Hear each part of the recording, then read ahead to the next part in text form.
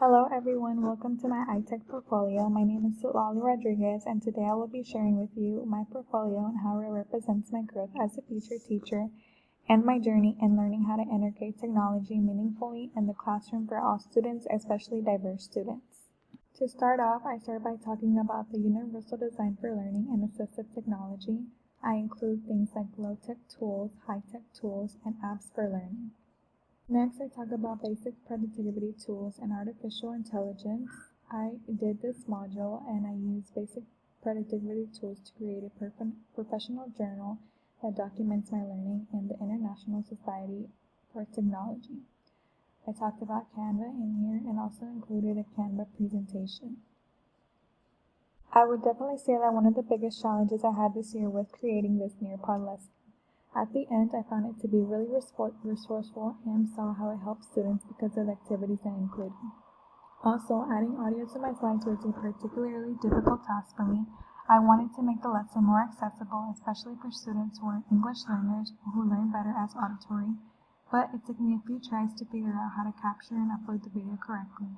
By watching tutorials and practicing how to get the upload correctly, I was able to overcome this but still struggle sometimes. I learned a lot about using digital tools, creating inclusive, interesting lessons from the Nearpod experience. Here I included my multimedia. This provides the audio and video pages as well as my lesson plan. I decided to do it on Speak and Show Canva presentations for 5th grade English language arts.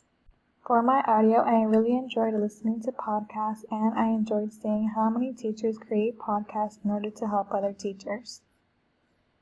For my video, I decided to create an infographic on online privacy. My digital 3-day learning lesson is something that I would definitely use again, especially during times where I might be sick or those times where COVID was really big. It combines real student choice with vocabulary development, main idea practice, and digital collaboration. This lesson allowed me to view how students incorporate their learning in different points of view by using Google Slides or Canva posters. Students demonstrated their learning while gaining agency, voice, and creativity. This type of framework makes learning more individualized and meaningful while also promoting deeper thinking. Students were to analyze passages and compare how ecosystem works. I used videos, visuals, vocabulary support to help all students in Padlet discussions and interactive tasks that kept students involved. Finally, the lesson gave students a choice on how to let them work at their own pace. For these lessons, I would definitely use this method again.